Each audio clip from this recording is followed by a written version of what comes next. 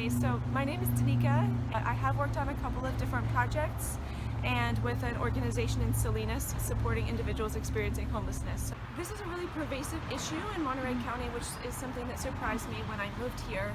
But I think that it's really difficult to address because there's a lot of stigma and stereotypes surrounding those experiencing homelessness.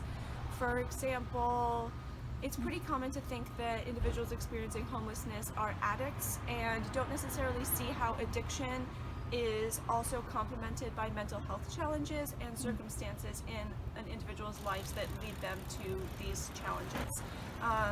So I think that the issue could be better understood if we looked at it as not just a housing crisis or a choice that people make, but also as a health crisis, and how we can consider how mental health and emotional health play into the circumstances of somebody's life. And I think that that could make us more compassionate for why this issue occurs and be able to think about a broader range of solutions, and would motivate more action as opposed to this kind of stereotypical image of an individual experiencing homelessness as someone that has made a choice to be addicted to drugs.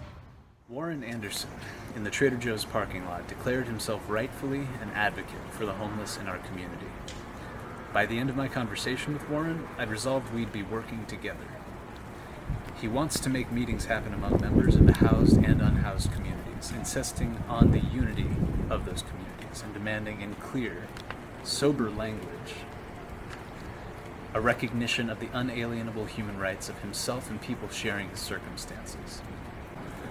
Without taking an absolutist position, Warren suggested he might favor heap spending on public restrooms, public, even paid, charging stations for devices and phones, security guards for these sites, even such simple infrastructure investments as awnings for inclement weather.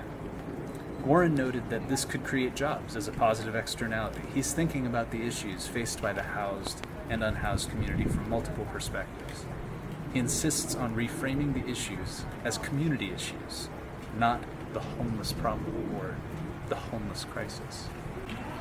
Warren tells me that young bucks don't want shelters, don't want to be in at 9 p.m. They want to stay out and drink. The young, the mothers, the elderly, they need shelters. Young men like him, though Warren is articulate and by all appearances sober, they need work more than anything else.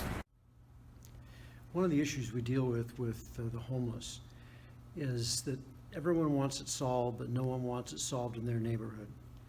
We find places where we can build shelters that can be either temporary or permanent for men, women, or women with children, or some combination of all of the above.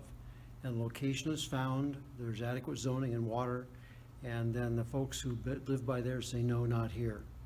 And I think at some point our politicians have to have the courage to make decisions that may not be popular with all of their constituents, but that can be helpful to the homeless, or everyone will generally reject having them close to their homes and businesses.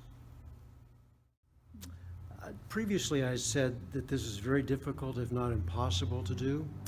I want to catch myself short.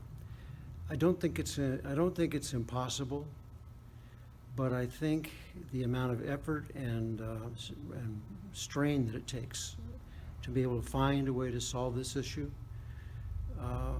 requires a group effort, and not any one person can take it on and expect to carry it through to fruition.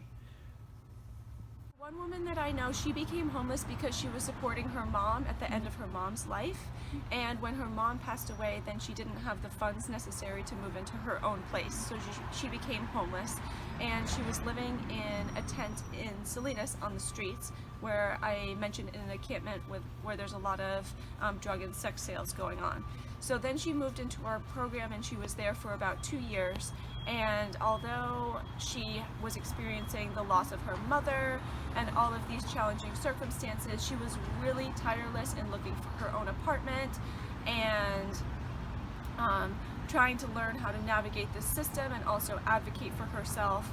So I think that it's just important to remember that those experiencing homelessness have come from a huge range of different circumstances, and lots of times these circumstances place people in situations where they are experiencing homelessness, but there are also circumstances that these individuals really work hard to address and want to be able to do something differently in their lives. And this particular woman, now she's doing really well. She found the perfect apartment for her, and she's living on her own after having been experiencing homelessness for about 3 to 4 years.